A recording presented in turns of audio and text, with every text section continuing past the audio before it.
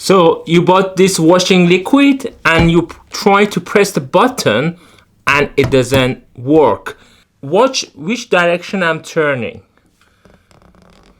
And nothing happens.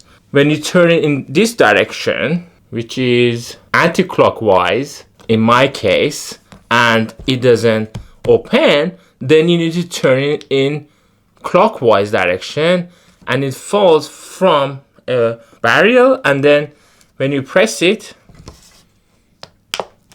it starts working. I'm not sure how clearly you could see in here, but there is a vertical plastic that's sitting on the horizontal plastic, and the horizontal plastic has got an edge in here. So when you rotate this in the anti-clockwise, the vertical plastic hits the edge of the horizontal plastic and moves with it. So the horizontal and the vertical plastic move with each other when you rotate it in the anti-clockwise direction. That's why you need to turn it in the clockwise direction, and then it will fall from this horizontal plastic, and then the pump could go downwards.